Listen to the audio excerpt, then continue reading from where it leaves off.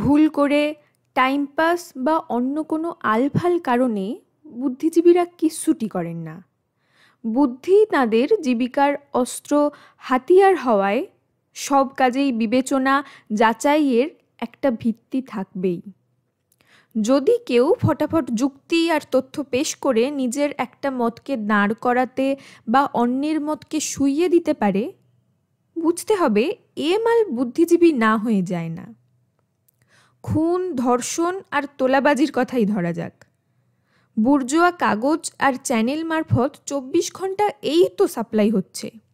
বাঙালির এই এখন ত্রিফলা আলো। দেখা যাবে গোলা মাথা, দলের হাঁড়িকাঠে যে মাথা ঢোকানো সম্ভব হয়নি, শুধু সেই সব লোক এই ত্রিফলায় অন্ধকার অন্যায় দেখতে পাবে।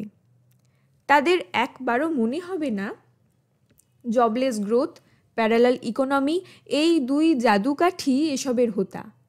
মনে হবে না বলেই যে শুধু তারা বুদ্ধিজীবী নয় তা বলা যাবে না। সুখ, অর্থ আর ক্ষমতার অন্ধিসন্ধি বুঝতে হবে। সেই বোঝাটা নিজের জীবনে যে সুদে আসলে খাটাতে জানে, সেই তো বুদ্ধিজীবী। ব্যাকগ্রাউন্ড, ফোরগ্রাউন্ড সব বিচার করে দেখতে হবে। সবটা চুপ করে শুনে গেলেন পাল স্যার। পাল স্যার নিজে একজন বিশাল বুদ্ধিজীবী হয়েও তার ফ্ল্যাটে এসে এক কেরানি তুবড়ি ফোটাচ্ছে কমিটির জোরে। অথচ তিনি ঠোঁটে আঙুলটা প্লেস করলেন একটা দাঁড়ি চিহ্নের মতো, খাড়া লম্বা, যেন পাঁচিল। পাড়া সৌন্দর্যায়ন কমিটির সম্পাদক বলে চলেছেন, দেখুন স্যার, যে নিজের সুখ সুবিধের ব্যবস্থাই করে উঠতে পারে না, সে দেশের ভালো কি করে করবে? এইসব নানা রকম তর্ক শোনার টানে সুব্রত চলে আসতো। চ্যানেলের তর্ক এর কাছে কিচ্ছু না। এই ঘটনা টাটকা নয়, অনেক আগের এবং অনেকবারই গভীর চিন্তার সহজ বিচরণ প্রত্যক্ষ করেছে স্যারের দৌলতে। তিনি সব জানেন, সুব্রতকে স্নেহ করেন, সুতরাং যেতে হবে তার কাছেই। বিপদে পড়লে, জট ছাড়াতে না পারলে তিনিই ভরসা। 12 অবধি পড়ে পাশ দিয়ে থমকে গিয়েছিল 7 নম্বর বস্তির পেটো নস্কর। বোর্ডের কাগজে অবশ্য ওর নাম সুব্রত নস্কর, পাড়ায় পেটো। ব্যাখ্যায় যাওয়ার দরকার নেই, বস্তি এবং পেটো এই দুটো শব্দই কাফি। পয়সা নেই, গরিব গুর্বগুলো তাই থমকাবে। এতদূর যে এসেছে তাই যথেষ্ট। ছেলে মোটেই বোকা নয়, বখাটেও নয়। এক ওড়িয়া ওস্তাদ ভক্তিভূষণ দাসের চেলাগিরি করে কলের মিস্ত্রি হয়েছে। রোজগার মন্দ নয়, চেষ্টায় ছিল কোনো প্রমোটারের সঙ্গে চুক্তিতে কাজ করবে। কিন্তু ট্যাংরা, জয়হিন্দ বাজার, ক্রিস্টোফার রোড, হিউজেস রোডে যেখানে যতটুকু জমি ফাঁকা ছিল, সবটার কবর দেওয়া হয়ে গেছে। এটা সুব্রতর ভাষা, তার চিত্রকল্প। ওই সব জমিতে যে বিল্ডিং উঠেছে, সুব্রতর নজরে সেসবই মৃত জমির উপর তোলা মঠ বা কংক্রিটে গড়ে তোলা খাড়া কফিন। খুবই কষ্টকল্পিত এক চিত্রকল্প। সে এখন কি করা যাবে? ও তো আর কবি নয়, যদিও যখন জেনেছিল ওর থেকে কম পাস দিয়ে একালেও একজন 1 নম্বর কবি হয়েছে, তাকে তারিফ করেছে প্রাণ খুলে। যুগ যুগ জিও বলেছিল, খাও পিও যুগ যুগ জিও। সুব্রত মহা সমস্যায় পড়েছে এখন। সে তার বিদ্যে বুদ্ধিতে বুঝে উঠতে পারছে না যে পদ্য লেখে, যে নটাঙ্কি করে, যে পটুয়া, এরা হঠাৎ বুদ্ধিজীবী হলো কবে থেকে? বুদ্ধিজীবী কে, কেন ইত্যাদি হাজার কিসিমের প্রশ্ন নয়। তার হাতে এখন আগুন, বিস্ফোরণের আগের মুহূর্ত। সুব্রত এখন বসে আছে পাড়ার নমস্য মানুষ অধ্যাপক প্রবোধ পালের সামনে।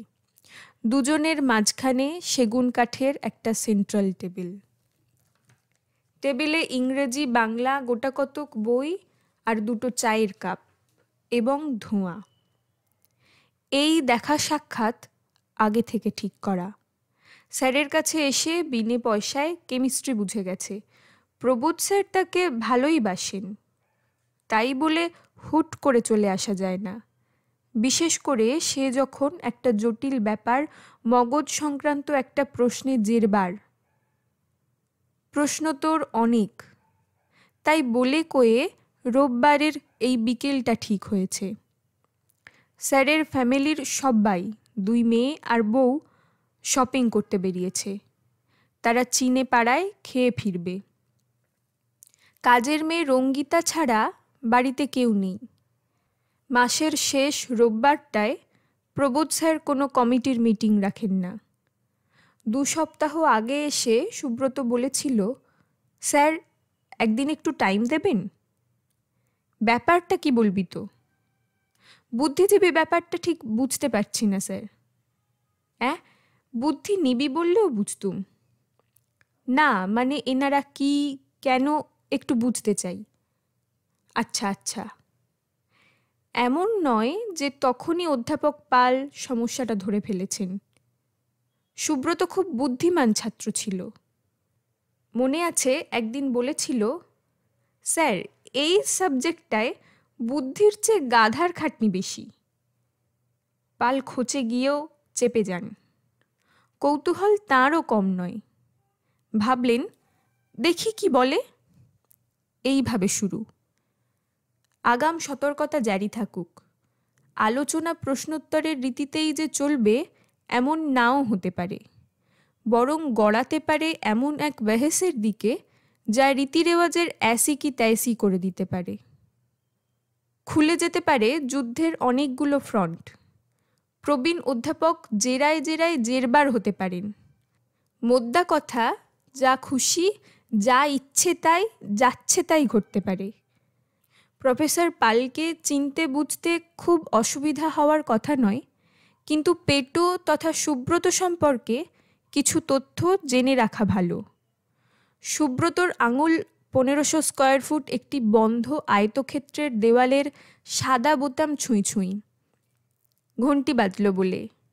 ঘণ্টা বাজা, দরজা খোলা, হাসি, আপ্যায়ন, সুব্রতর বিনয়ী প্রবেশ ইত্যাদি পেরিয়ে সেন্ট্রাল টেবিলের দুপাশে 2 জন মুখোমুখি হওয়ার ফাঁকে সামান্য গুটিকয় তথ্য বলা হয়ে যাবে।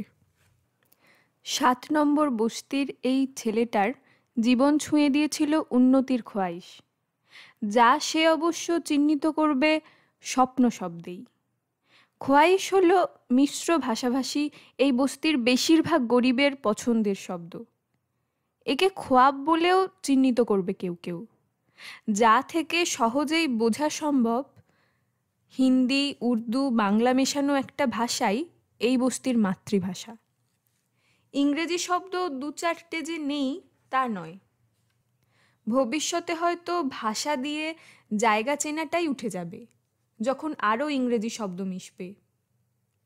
কলেজে নাম না লেখানোয় খোয়াইশ যে তাকে ছেড়ে চলে গেছে, উড়ে গেছে অন্য কোথাও, এমনও নয়।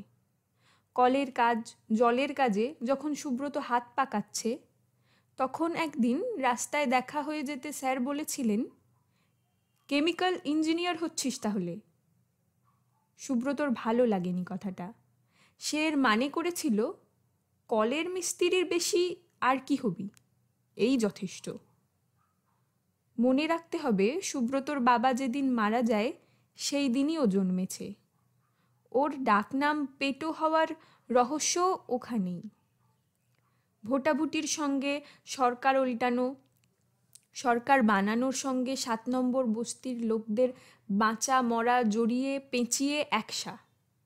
সে এমন মারাত্মক জট যে কারো বাপের সাধ্যি নয় ছাড়ানো। ভোটের টাইমে যে যত ভদ্রলোক, পেটোবাজি বাদ দিতে পারবে না। লাল, সাদা, সবুজ সব পার্টির পেটো চাই। সুব্রতর বাবা আগেও কারিগরই ছিল, বাচ্চাদের জন্য দোলনা বানাতো। কেন সেই কাজ ছাড়তে হলো তার সবটা জানা যায় না। তবে পেটো মানে লাল সাদার কারবারে রোজগার অনেক বেশি। আগে যেমন সে ঠিকা মজুর ছিল, পেটোর কারবারেও তাই। পার্টির কাছ থেকে বরাত নিয়ে কেউ এসে হয় মশলা দিয়ে যাবে, না হলে দাম ধরে দিয়ে বলবে কটা দড়ির মাল, কটা কৌটো মাল বা সকেট লাগবে। মাল পিছু রেট ভোট আর হুজ্জতের সময় বেশি, শান্তির মানে মন্দার সময় কম। ভোম্বল, সুব্রতর বাবা, নিজের পরিচয় মজা করে দিত, আমি পেটো মজুর হয়ে বিন্দাস আছি। এই তল্লাটে কমিউনিস্টরা দীর্ঘকাল আছে, কিন্তু মজুরের এই নতুন পরিচয় নিয়ে তারা মাথা ঘামায়নি। যে জন্য এত কথা, এখন তার দোরগোড়ায় দড়ির মাল বাঁধতে বাঁধতে ভোম্বল বিড়ি জ্বালিয়েছিল। বাপ মরল যেদিন ও যেভাবে, সেই দিন জন্মানোয় ডাকনাম যে পেটো হবে তা একরকম অবধারিত। এর মধ্যে খোদাই হয়ে গেল পিতৃনাম। 50 বছর আগে হলে অবশ্য অন্যরকম নামও হতে পারত, যেমন বোম বা বোমকেশ। কেননা তখন 7 নম্বর বস্তিতে একগাদা রিফিউজি ছিল, যাদের অনেকেই হেভি স্ট্রাগল করে নিজেদের অবস্থা ফিরিয়েছে, ভদ্রপাড়ায় পাকা বাড়িতে উঠে গেছে। তারা তৎসম শব্দ, এমনকি 2-4টে সংস্কৃত শব্দ উচ্চারণ করত যখন তখন। সুব্রতর মা 5 বাড়ি কাজ করে সংসার সামলেছে, ছেলেটাকে হায়ার সেকেন্ডারি পাশ করিয়েছে। বাচ্চা কাচ্চা বেশি থাকলে এতটা পারত না, নেহাত একটা ছেলে তাই। বাপের সম্পর্কে ছেলেকে সে একটুও দুর্বল হতে দেয়নি। বলেছে, মৃত্যুর মজুরগিরি কেউ করে? বল, তুই বল। ভোম্বল যে কি জন্য এই রাস্তা বেছে নেয় তার সবটা লক্ষ্মী জানত না। সে শুধু গাল দিয়েছে, শোক করেছে, দগ্ধেছে। মানুষ মারার কল, লোক মরবে আর ওর খাওয়া পড়া সংসার চলবে, হায় লাগবে হায়। ভোম্বল মরে যাওয়ার পরও এই বিলাপ থামেনি, শুধু অতীত যোগ করত। মরা মানুষের অভিশাপ যাবে কোথায়? সংসার তো নয়, উনুন নয়, চিতায় ভাত ফুটিয়ে খেয়েছি। কক্ষনো বাপের নাম মুখে আনবি না, কক্ষনো না। সুব্রত মায়ের সঙ্গে বাবাকে নিয়ে আলোচনা তর্ক কিছুই করেনি, কিন্তু সে মনে মনে ভেবেছে তার বাবার নিশ্চয়ই আরও অনেক পরিচয় আছে। যে দোলনার কারিগর ছিল সে কি করে বোমা মজুর হয়? সুব্রত কিছুটা তত্ত্ব তলাশ করেছে বড় হয়ে, তাতে রহস্য বেড়েছে বই কমেনি। সে জানতে পারে তার বাবা মায়ের গায়ে কোনোদিন হাত তোলেনি, খুব চুপচাপ থাকত। পাড়ার দুর্গাপুজোর প্যান্ডেল এত সুন্দর করে সাজিয়ে দিত যে দেখে লক্ষ্মীরই তাক লেগে যেত। এই রকম অনেক তথ্য থেকে সুব্রত ওই চুপচাপ থাকার অভ্যেসটাতেই আটকে যায় এবং ভাবতে থাকে। ভেবে চলেছে যা কিছু গোলমাল সব লুকিয়ে আছে এই নীরবতায়। সে তার মাকে জাপটে ধরে বলে, কিন্তু আমিও তো কারিগর, কারিগরের বংশেই জন্মেছি। লক্ষ্মীর তখন গর্ব, তখন হাসি। তুই জল দান করিস, জলের কারিগর। ছোটবেলায় পড়িসনি জলই জীবন? রূপকথা এক কোণে সরে যায়, গুটিয়ে যায়, হার মানে। এমনই গল্প সুব্রতর। মৃত্যু, অঙ্গহানি, রক্তপাতের ভবিষ্যৎ যে লাল সাদা গুঁড়োয় গড়ে তুলত ভোম্বল, যার মধ্যে ঘুমিয়ে থাকত বিস্ফোরণ, সেই মিশ্রণই পুড়িয়ে খাক করে তাকে। যদি সেই দিন বা তারই আশেপাশে সুব্রত না জন্মাতো, তাহলে ভোম্বলের লাশ নিয়ে, মৃত্যু নিয়ে হাজার কিসিমের ঝামেলায় লক্ষ্মীর প্রাণ বেরিয়ে যেত। বিস্ফোরণ ও তার কালো ছায়া থেকে লক্ষ্মীকে রক্ষা করল একটি জন্ম। নাড়ি ছিঁড়ে, রক্ত মেখে সুব্রতর আলোয় আসা। গলির প্যাঁচে, ধোঁয়া ফাঁসে আটক বস্তিতে গুচ্ছের নটঙ্কি, সেক্স ভায়োলেন্স তো আছেই, নগদের খেলা বা ক্যাশ কিস্সারও কমতি নেই।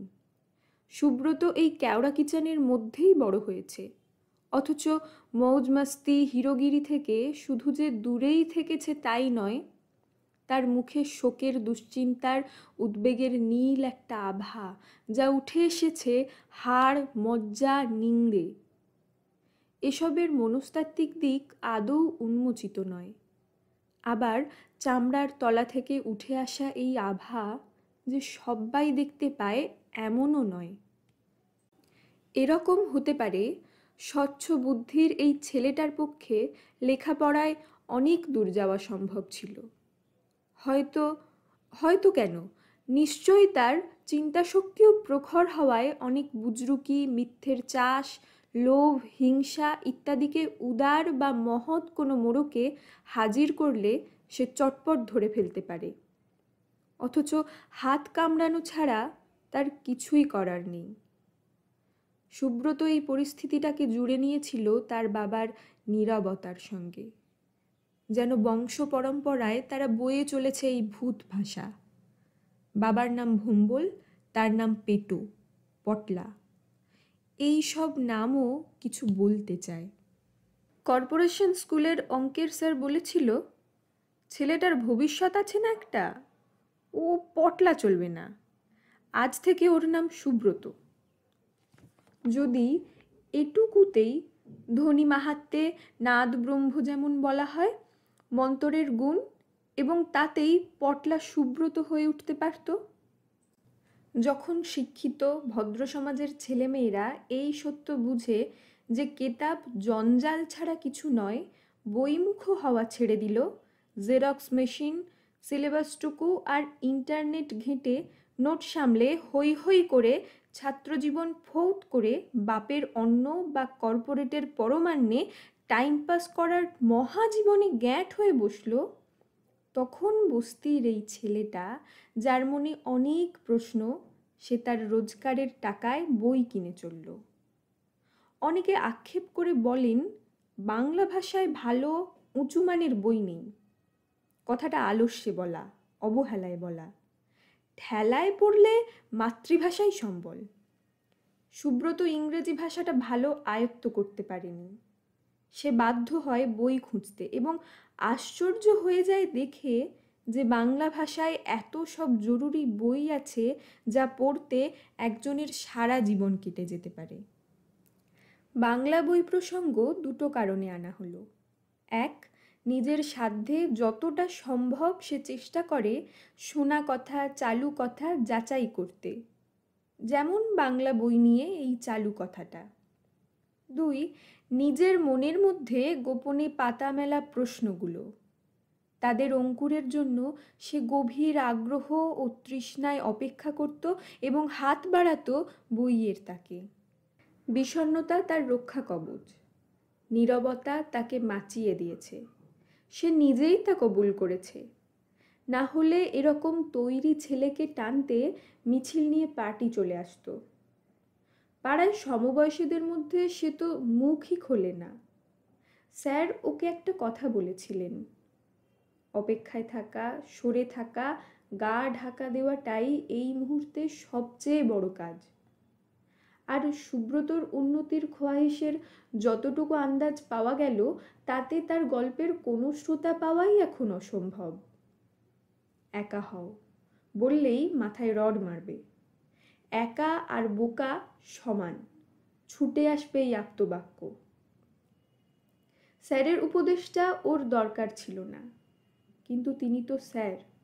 শেষ কথাটা, সেরা কথাটা তিনিই জানেন। গত 52 বছর ধরে জ্ঞান দিচ্ছেন, এবং কেউ কখনো, এমনকি এই জামানাতেও উজিয়ে গিয়ে বলে আসেনি জ্ঞান দেবেন না, যত সব ফতো কথা। সুব্রতকে অনেক কিছু সামলে সুমলে বাঁচতে হয়। তার এই বাঁচাটা যেমন মিথ্যে নয়, তেমনি তার মরা বাপ, লড়াকু মা, বস্তির 5টা মানুষ, তাদের চিন্তা, বিশ্বাস, অবিশ্বাস, অসহায়তা, দুঃখ, কষ্ট, ফুর্তি, মজা, ভয়, আতঙ্ক, স্বপ্ন, সংস্কার, সেসবও তো সত্যি। সে একটু মাথা ঝাড়া দিতেই লক্ষ্মী ছুটেছিল পুরুতের কাছে। ঠাকুরমশাই, আমি গরিব মানুষ, যতটুকু সাধ্যি দেব, আপনি এই বাপ মরা ছেলেটার কপালে কি আছে বলেন। বামুন ঠাকুরের গণনায় জানা গেল, জাতকের জন্মলগ্নে 6ষ্ঠ স্থানে চন্দ্র, 7মে মঙ্গল, 10মে শনি, রবি শুভ গ্রহ দৃষ্ট নয়, এবং 3টি পাপ গ্রহ গোচরীভূত, অর্থাৎ পিতৃদৃষ্টি যোগ। তোর এই ছেলে জন্মেই বাপকে খাবে এবং পিতার ছায়া এর সারা জীবনের সঙ্গী হবে। বাবার ছায়া সঙ্গী সে, না তার বাবার ছায়া তার সঙ্গী? সে কি ছায়া, নাকি পিতৃলোক থেকে নেমে এসেছে এক অতি দীর্ঘকায় ছায়া যা তাকে ঢেকে ফেলছে? বড় হতে হতে এই প্রশ্ন ধাঁধা একটু একটু করে খসে পড়েছে, আর বিজ্ঞান এবং যুক্তি দুদিক থেকে এসে তার হাত ধরেছে। সুব্রত বুঝতে পেরেছে সে গোলাম নয়। তার জীবনে বাবা মার জৈব ভূমিকা কখনোই তাকে তাদেরই একটা কপি বানাতে পারে না। সে স্বাধীন, নিজের জীবন রচনা করার স্বাধীনতা নিয়েই সে জন্মেছে। যার মানে এরকমও দাঁড়িয়ে যায় যে সে নিজেই নিজের বাপ, কেননা সেই তো তার নতুন জন্ম দেবে। এভাবে ভাবায় তার মনে এরকম একটা প্রশ্ন উকি মেরেছিল ঝড় বাদলের এক সন্ধ্যায়, যখন ঘরের টিনের চাল প্রায় উড়িয়ে নিয়ে যাচ্ছে। বাবার চুপচাপ থাকা ওই সলিড নীরবতার মধ্যেও কি এরকম একটা প্রশ্ন ভূমিষ্ঠ হয়েছিল? কেন আমি মৃত্যুর কারিগরি থেকে যাব? এই অন্ধচক্র থেকে মুক্তি পেতেও কি বিস্ফোরণ ঘটাতে হবে? এ সবই সুব্রতর অনুমান, কল্পনা। নীরবতা, স্তব্ধতা এমনই মাল যে তার গায়ে যে কোনো ছেঁদো কথা লটকে দিলেই হলো। সুব্রতর মাথাটা নানা দিকেই খাটে, কিন্তু উদ্ভটের জন্য কিছুটা জায়গা ফাঁকা রাখায় এবং সাধ্যে কুলোক আর নাই কুলোক গোটা সিচুয়েশন, এই তালগোল বোঝার চেষ্টাটা তাকে এমনই মাতিয়ে রাখে যা 7 নম্বর বস্তির কাছে খোলসা হলে জল পড়া ধুলো পড়ার নিদান অনিবার্য ছিল। লক্ষ্মীর ঘরে পূর্বপুরুষ দূরের কথা, ভোম্বলেরও ছবি নেই, কিন্তু কালী, মহাদেব, দুর্গা, কৃষ্ণ ক্যালেন্ডারের তেলতেলে ছাপা ফ্রেমবন্দি হয়ে ঘরের দেয়ালে ঝুলছে। সুব্রত তার মাকে এদের সঙ্গে কথা বলতেও দেখেছে। কথাও খুব ভুতুড়ে। লোকে যেমন ঠাকুরের কাছে এটা সেটা চায়, তেমন নয়। একটা কথা তো সুব্রতর মনে গেঁথে আছে, তোমার পদে যেন মতি থাকে, বা তুমি তো সবই দেখছো ঠাকুর। পরে সে বুঝেছে এর মানে সে ঠাকুরের পায়ে নিজের মাথাটা কেটে নিবেদন করছে বা করার কথা ভাবছে তা নয়। লক্ষ্মী এত ঝামেলায় বিপদেও অবিচলিত থাকতে চাইছে। দমকা বাতাস, হঠাৎ বৃষ্টির দাপট থেকে আলোর শিখা বাঁচিয়ে রাখাই তার জীবনের ব্রত। ওই শিখা যে সে নিজে, এ কথা যেদিন বুঝতে পারে, সুব্রত কেঁদে ফেলেছিল। ওদের এই মা বেটার পরিবারে জ্যান্ত মানুষের ছবি প্রথম উঠল ভোটার কার্ডে। একটুখানি ছবি, গলা কাটা, কাটা মাছের মুড়োর মতো। আর একটা কার্ডের জন্য রেশন দোকানের সামনে নোটিশ ঝোলানো হয়। তাতে লেখা ছিল ফলানা ফলানা তারিখে ফলানা ফলানা পাড়ায় আধার কার্ডের ছবি তোলা হবে। সেই ছবি ওরা তোলায়নি। আধারের মাথায় ওই ঈদের চাঁদই এর কারণ। ভোটার কার্ড যাকে বলা হচ্ছে তা ভারতের নির্বাচন কমিশনের দেওয়া পরিচয়পত্র, অথচ সেই পত্রে সুব্রত নিজের পরিচয় বলতে যা দেখতে পাচ্ছে তা হলো নাম, বাপের নাম, লিঙ্গ, বয়স, ঠিকানা। ব্যাস, খতম। এই তার পরিচয়, যা নাম দিয়ে শুরু হলেও লেখা আছে নির্বাচকের নাম। বামুন ঠাকুর যেমন তার কোষ্ঠী বানিয়েছিল, এও কি সেই রকম অতি সংক্ষিপ্ত একটা কোষ্ঠী যা অশোক স্তম্ভ বা ভারত সরকার তার জন্য বানিয়ে দিয়েছে? একটা তফাৎ থাকলেও থাকতে পারে। যদিও জন্মক্ষণ, স্থান সব এক হলে গ্রহরাও একই মেজাজে এবং সম্পর্কে থাকার কথা, তখন এই কোষ্ঠী একা তারই নাও হতে পারে। অশোক স্তম্ভ সেই গলতি করেনি, তবে এ তার একটা অধিকারপত্র মাত্র। এরকম সব তাজ্জব করা প্রশ্নের হাত থেকে সুব্রতর রেহাই নেই। তার জীবনের পটভূমিতেই রয়ে গেছে এর কারণ। সুব্রতর জন্মের কয়েক ঘন্টা আগের সেই বিস্ফোরণ। একটু পরে দেখা যাবে বিচিত্র এই প্রশ্ন আসলে একটা সূত্র, যা তাকে ঠেলে দেবে অন্য এক আজব ভাবনার দিকে। গলায় সোনার মোটা চেন সমেত বাইক বাহনে তার সামনে এসে একটু টাল্লা খেয়ে ঘ্যাঁচ শব্দে ব্রেক এবং সেই মধুর স্বর। তুই তো বোম ফাটা ছেলে, তোকে ল্যাংড়া জাপান কিছু বলেনি? এ হলো প্রথম দফা, তারপর দফায় দফায়। লাল পার্টির হয়ে তোর বাপ বোমা বাঁধত, বদলা নিয়েছি, মেরেছি, তোর ঘরে আগুন দিয়েছি। তোর তো রোজগার ভালোই, কোনোদিন চাঁদা নিয়েছি? বাপের ঋণ তো শুধতে হবে মনা। তুই শালা বহুত জ্ঞানী, তোকে মার দাঙ্গা করতে হবে না, তুই জ্ঞান মারাবি। পাড়ায় তুই ছাড়া কেউ নেই যে সাজিয়ে গুছিয়ে জ্ঞানের মশলা মাখিয়ে বলতে পারে তুই জ্ঞানের পটকা ফাটাবি, তোকে নেতা বানাবো। দেখছিস তো ঝান্ডা বাবার গাদা গাদা লোক, কিন্তু সরকারি পার্টি জ্ঞানী না হলে চলে না। কাল পার্টি অফিসে আয়, না হলে এমন কেলাবো। চিনিস তো আমায়? তার বাবা নাকি ওই ভোটার কার্ড, নাকি গরিব তাই, বস্তিতে বাস, তাই জোটে আর ভোটে থাকতেই হবে। মরা বাপের মুখ সে ছবিতেও দেখেনি, শুনেছে তার চুপচাপ থাকার কথা। সেই চুপ কথার রহস্য ভেদ হয়নি, এখন তার পালা। সে তো ইগনুতে নাম লিখিয়েছে। আজাদ দেশে তো সব্বার অধিকার আছে নিজের স্বপ্নের দিকে ধীর পায়ে এগিয়ে যাওয়ার।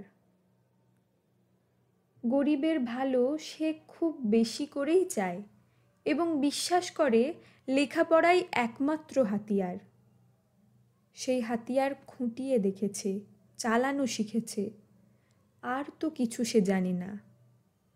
যা সে বিশ্বাস করে না তার পক্ষে সওয়াল করার কথা ভাবতেই পারে না। আবার সেই সোনার চেন, সেই বাইক এবং ঘ্যাঁচ, লাস্ট চান্স। তোকে পার্টির বাইরে রাখা যাবে না, বোমার থেকে ডেঞ্জারাস। তুই খুদ একটা ডিনামাইট, কিন্তু ফাটাবো আমরা। এই যখন অবস্থা, যখন নিজের মাথার উপর তার নিজের দখল যেতে বসেছে, তখন একান্ত নিরুপায় সুব্রতর পাল স্যারের কথাই প্রথমে মনে পড়ে। পাল স্যার একজন বিখ্যাত বুদ্ধিজীবী, তিনি নিশ্চয়ই একটা রাস্তা বাতলে দিতে পারবেন। আলোচনা করে একটা দিশা নিশ্চয়ই পাওয়া যাবে। বোতাম টিপতেই বেজে উঠল সেতারের ধ্বনি। রুচিশীল মানুষের 1500 স্কয়ার ফুট, এমনই হওয়ার কথা। দরজা খুলে গেল, খুলে দিল রঙ্গিতা, স্যারের পরিচারিকা।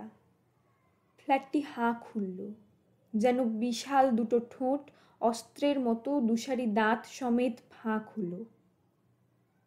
স্যারের মুখোমুখি 7 নম্বরের সেই সোনার চেন। দুজনেই হাসছে, হাসতে হাসতেই স্যার বললেন, আয়। মুহূর্তের অন্ধকার, ঘোর, ঘটতে চলেছে এক অবিশ্বাস্য কাণ্ড। পৌরাণিক ছবির পর্দা থেকেই উড়ে এসেছে যেন সোনার ওই হার। পার্টির দাদার গলা থেকে খসে পড়ে তা জড়িয়ে ধরল স্যারের গলা। চিলের মতো বড় একটা কাক উড়ছে আর কা কা শব্দে ডাকছে। কা কা শব্দে সুব্রতর ঘিলু পর্যন্ত কেঁপে উঠছে। আয়, এই শব্দ তখনও কানে লেগে আছে, খড়কুটোর মতো। কি দীর্ঘ, দীর্ঘকাল সুব্রত স্যারের দরজায় দাঁড়িয়ে। এই শব্দ আর ভয়, আরও ভয়, আরও ভয়, আতঙ্ক, সব একজোট এখন। অন্ধকারে হারিয়ে যাওয়া এক গর্ত তার সামনেই। তাকে চুম্বকের মতো, নিশির ডাকের মতো টানছে ওই শব্দ। আয়, আয়, আয়।